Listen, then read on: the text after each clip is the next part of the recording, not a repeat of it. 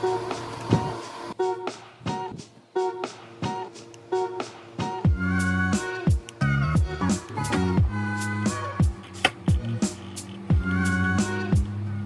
is up, guys? It is your girl Antoinette back with another video, and I know that you can tell by the title of this video that we're going to be talking about a few things that I've learned in life and learning to become okay with myself. So if you are new here, my name is Antoinette, and I try to post videos once or twice a week, sometimes less, sometimes more, depending on my schedule and how I feel. For the past few months, I've taken a turn and pivot in my channel and the content that I wanted to make. I believe at first I was making content for what I thought people wanted to see and not what I wanted to see from myself. I took some time off and took some time to learn and grow from that and figure out what I wanted. And if you clicked on this channel and this page and this video, you are coming because you want to learn more about me and you were interested by what you saw. So I hope I don't disappoint and hope you stick around for the rest. So to give you a little bit of knowledge about me, I'm 24 years old. I'm from Detroit, Michigan. Currently I reside in Houston, Texas. I have been here for about 2 years. I moved during the pandemic, and I believe for me it was one of the worst times and the best times to move. And once I graduated college, I graduated with my psychology degree. Yay me. I realized that there was a lot in life that was lacking, or that I was missing, or that I felt I wasn't doing enough of. And so with my channel and with my life in general, I had to reevaluate. I had to think what I wanted my future to be, what I want my present to be, and how I want to learn and grow from my past. Using those two words a lot, learn and grow. Today I woke up, slept way longer than necessary because I went to bed late, because I do all the time. And the first thing I checked was social media. And if you're new, again, you can check out my video talking about social media and how I based a lot of my life around it and what others were thinking, because that is what I thought I was supposed to do, and that's what made me feel better but also made me feel bad. Recently decided that I'm making some big changes this year, and when I woke up this morning, on my off days, as I usually do, I lay in bed for a couple of hours and I realized that I am a big Debbie Downer when it comes to myself. Anything to do with Antoinette or Angel or whatever you may know me as, I am my biggest competition. I'm my biggest critic, and everything that I've learned is that it's me holding myself back. I'm always comparing myself to other people. So with that, I decided to write a couple of things that I've learned in the past 24 years and what I want to give to other people so that they don't feel like they're just as clueless as I felt. Because my reason for this video is to say that I know stuff. I've learned stuff. I'm not completely the outlier when it comes to all of my peers. I'm not completely out of shape when it comes to running whatever rat race this is we call life. You feel what I'm saying? Does that even make sense? I hope it does. So this one right here is really relevant to where we are in life right now. Tax season is February. We're going through the motions of collecting all of our documents and getting all of our things together. For me, I've been doing my own taxes since I was about 20. Usually I would use TurboTax, but recently I discovered Free Tax USA. This is not sponsored whatsoever. I think I'm too small of a channel to be sponsored. Going through it, I know paying someone else to do a situation that seems foreboding and seems like entirely intimidating is the thing that we usually tend to do. It was what I was doing when I first turned 18 because I didn't know. I watched YouTube videos. I got on YouTube and I learned that my situation really wasn't that complicated to need some outside work where I would have to pay them 10, 15, 20%, whatever it is that they charge to do my taxes. And I learned to do those on my own. So for the past few years, I've been doing my taxes, not in jail. Knock on wood. For me, that was the beginning of being independent. It might not make sense to you, but it was a way for me to be independent and learn what it is I'm putting my money into, what it is I'm taking money from, getting money back from, being in charge of my own finances and my own life in that way. So that was something that isn't like a life lesson or anything. It's just something that I feel like is good to know, a good skill to have, and a good thing to be aware of and know how to do instead of paying someone outside to do what would take me 1 or 2 hours to do myself. Another thing that I know now that I probably didn't know when I was coming up, when I recently turned 18, was to have an emergency savings. I understood what it was to save money. I knew what it took to do it. I just didn't know why I needed to keep the money in that account for actual emergencies, and I usually used to spend it on other unnecessary items. You get what I'm saying? 24 years old. I go out a lot. I travel a lot. I am getting ready to hopefully get another car. I have a dog, I rent, I pay bills and everything like that. And you never know when your next emergency or big expense is going to come where you need that money. And to not have it is, I feel like, dangerous. And it's definitely a privileged situation for a lot of people where a significant amount of savings, I'm not saying it's privileged to be able to have a savings, we can get into that, but I'm saying a significant amount of savings past like $1,000, $3,000, $5,000. That's coming from a very privileged place where you are able to save because you have the money to, especially when jobs these days are not paying enough to even live, to even pay rent, which is supposed to be 3 times, you know, the rent. You're supposed to be making that much money. So for me, having an emergency savings is something that I know is extremely important. In this situation that I am, I sometimes have to sacrifice or let go of the things that I want or push back the things that I want until I've saved enough or until I feel that I'm in a place financially to get it. I definitely have talked about this in a couple of my debt-free journey videos, which I hope are recommended for you on the side somewhere, or I put a card up there. But I know how important it is to have that emergency fund in case your car breaks down. Have that in case you need to move out of a place where you didn't think you had to, and you need that money to go and have somewhere to put your head and lay your head at night. Just anything that you think would classify as an emergency, you need that money quick and you need to access it quick, it needs to be there. It should be there, whether it's $100, $200, $300, $400, the list goes on. No matter the amount, you might need it, and you need to have that somewhere put away safe. Not for Starbucks, not for spending some random thing like me, like buying Build-A-Bear bears. I've never had one. I didn't do it, but I almost did. Having an emergency savings is always so important, and I think we don't teach a lot of financial literacy to children in underdeveloped or low-income communities. I feel like it's something that is not as simple as saying go save your money, especially when resources are limited, funds that we are receiving in our homes are limited, and I feel like it's such a complex topic to talk about. And I think for me, want to make sure that I have a savings fund of a significant number before I ever decide to have children or want children. Just because me as a person, living on bare bones is okay. But in my opinion, and for me in my situation, it wouldn't be okay for a child to live on. And things do happen. We have emergencies that wipe out the savings. There could be emergency after emergency. And I just know that for my situation and for me, I want that there. I need that there. And I feel like everyone should be able to have one in some way. It definitely isn't simple. It definitely isn't simple, as I've said before, but I think that we need to talk about it more, have the resources that we do, which is YouTube. I feel like YouTube has been a good way to learn information and just know about things that I never knew about when it comes to finances, when it comes to money and saving, and even buying a house if I want to do that one day. I feel like I just learned a lot of information from the internet, period. And a lot of us don't look and research as we should. We just rely on what social media and word of mouth tells us if we're going to look for ourselves, which is, again, an entirely different topic. But an emergency fund that isn't to spend, but for emergencies is very important. And I definitely have learned from those experiences where I don't have an emergency fund. On the topic of me not having children and having an emergency fund and having money at my disposal, which is definitely not true, but do y'all get the message I'm trying to say? Y'all get what I'm trying to say? Take trips and be spontaneous. I cannot tell you the amount of times I've just booked a flight and chosen like a city, booked a flight and was like, hey, I'm coming here on these days. Do you want to hang out? I have internet friends in a lot of places. I remember, I think it was for my 20th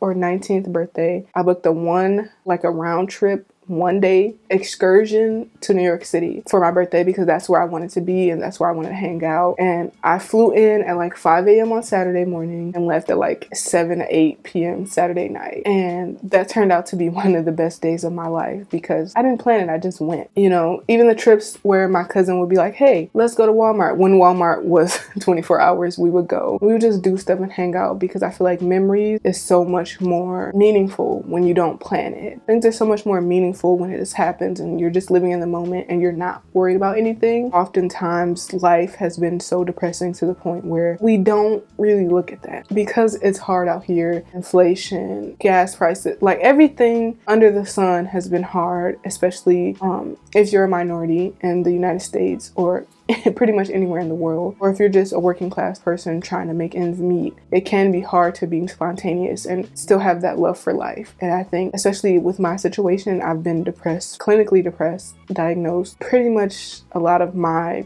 like 18 up until now, and maybe even before that. Nobody would really understand what I was running away from. Like, why do you take this trip? Why do you do that? Or, oh, you went here. Why don't they come here? Like, it's just always questions of this. And for me, I don't consider a vacation someone coming to my house to have fun. I consider a vacation getting away from it all, not being in the same space, going to explore something and going to see something new, which is, I know what I've talked about in the few trips that I've taken the past year. We're to LA. I took 2 trips to LA. First of all, to feel it out, to visit my best friend. She's been there almost 2 years, almost as long as I've been here in Texas, just to see what life would be like there, because I do know that maybe, fingers crossed, knock on wood, all of that, later this year I'll be able to move to I'll be able to move to LA, me and Kobe, and explore what LA has to offer, further my career, just live in a new space, because I've been living here in Houston for 2 years after living in Detroit most of my life, and it's time for a new change. It's time for a reflection, and I know that in order for me to pursue my film career, which I've decided to do, I'm going to move to LA. And this is kind of a spontaneous plan thing, kind of, because I've been talking about moving to LA since I was 18 years old, since I graduated high school. I knew that that's what I wanted to do, and that thought was always on the back burner because I was planning too much, because I was waiting, oh, when I do this, I'm gonna go do it. Oh, when I graduate, or when I get this amount of money, I'm gonna go do it. Obviously, you shouldn't move to an expensive city like LA without funds, which is why we're doing everything we can to save up and get there. But always planning and always having to push it aside, it will never happen. In my opinion, it won't happen. And for me, it's either now or not never, because there's always next year. There's always a time in life where you could do it, but I don't have kids. I can do something spontaneous like move to LA and explore and experiment and try my hand at a career I've been wanting to do for my entire life. And I think that now's the time to be spontaneous. Even if you're not young, do it. If you need a few weeks to get it together, do that. If you need a few months to get it together, do that. But don't always push it on the back burner. Be spontaneous is what I'm saying, and decide. And put that right there on that calendar and live with intention is basically what I'm saying. It's giving motivational speaker. Another thing I've learned is to make lasting impressions. I have not always been the nicest person to people. I have not always been the most welcoming. I have not always been the motivational speaker YouTube like type that I'm being right now, because sometimes people try you. Sometimes people do bring you to that point, and I've definitely had to give a line, explain my boundaries and things like that, and that's not what I'm talking about. I'm talking about first meeting people and making sure that when they remember me, when I leave, that it was a good thing that they remember me by. And there's definitely been some bumps, and I'm not saying you have to like be nice to everybody, but it definitely matters when I feel like, especially being bullied and things like that, you leave a lasting impression. Everything you say to a person, they can remember, because words do in fact hurt. No matter the cute saying or the things that rhyme, they do hurt, and they can live and stick with people. And so how I make people feel is definitely something that I've been working on. Another thing that I've struggled with, and if you follow me on Instagram, you would see that I've talked about this in my stories once, but it is okay not to be a good person. I think a lot of us told ourselves people, and we think we deserve something that we don't, and it may not always be the case. I feel like a lot of people fall into this victimhood of, I'm a good person, why is this happening to me? Why did this and this and this and that? And I feel like this kind of leads into the conversation of karma, but I'm not even going to get into that because I don't know what I'm talking about. Sometimes we pull ourselves into those situations where we end up saying that. If we are not giving out the energy that we think should be put into us, then it's not going to happen. I especially was talking about how a lot of the Black community and the entertainment industry supports abusers and just people who are in general not good people and not uplifting the community, and we still think we are good people because, oh, I didn't do it, or oh, he didn't do it to me, or I didn't say this, but not holding ourselves accountable for still doing that, you know? I feel like so much of what we are as a community in the Black community is lack of accountability or pointing fingers, when we have to realize nobody is going to be a good person, but also nobody is going to be like cancel culture free. nobody's going to be unproblematic. You feel what I'm saying? Just because you hang out with someone, that doesn't make you a bad person. But if you're always overlooking their actions and always looking and turning the blind eye when they're hurting people or doing intentionally bad things, then you're just as bad as them. Birds of a feather do tend to flock together. It is okay to understand that you are not a good person and that maybe your energy is not always good, and that you are working on it and actively working to be better, because nobody's 100% good, and I definitely have never believed that. I'm definitely not 100% good, but I feel like as long as you mind your business, work towards you, and don't support people or things that are intentionally harmful, we're good. Number 6 on the list is to eat something in the mornings. I have a habit of getting up and going. For me, I'm not always hungry in the morning, but then when I'm out and I'm doing stuff, I realize that I didn't nourish my body well enough to continue on with my tasks. So eating something in the morning, whether it's oatmeal, a granola bar, a bowl of cereal, something on my stomach to nourish and fuel me for the rest of the day, no matter what I'm doing. Is this like a PSA to all of you who just like run off of Starbucks and nothing else? Yes, it might be. In order for you to feel happy and be happy, a big part of it is our diet, and that's rich coming from me. You have to do better. Number 7, something I always talk about, is to take time away from everything. I leave social media constantly, have periods of isolation where I need to have that self-care, let my mind just sink into like nothingness and just figure out what I want to do with the rest of my time here on earth and things like that. And I know I'm always on the go because that's what I feel like our culture is today, and what it has been, to always be working, to always be servicing someone else, to always have your hand in multiple pots because you need to survive. But I feel like taking time away from everything and living in the present and just being one with yourself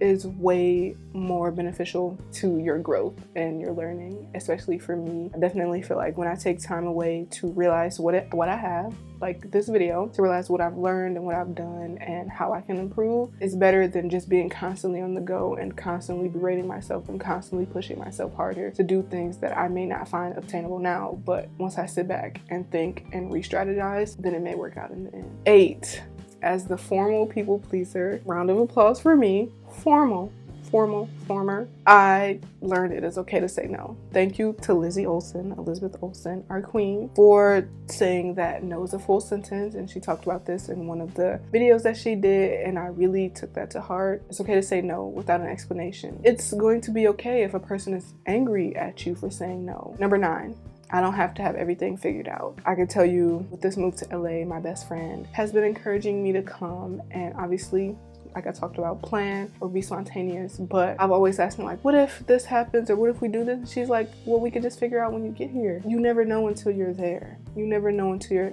in that situation. So to worry about it all the time is not healthy. And I think for me, I definitely had to take a moment and think about it and be like, okay, so I'm just gonna figure it out when we get to it. We're gonna cross that bridge when we get to it. And you don't have to know everything. I'm 24. I still have like a lot of years to live. I still have a lot of things to do, and I still have a lot of life to live and learn. Yeah, definitely gonna take some time, but I don't have to have everything figured out. Number 10, that goes with number 9 and all of them. I'm still young. I'm 24. I look back at myself at 15 and 16, and I was just so nervous about how it would be at this age, and I feel like I would be proud of myself. I am proud of myself, and I really thank you for viewing this video and watching it, and go ahead and subscribe if you want to, and I will see you in the next video.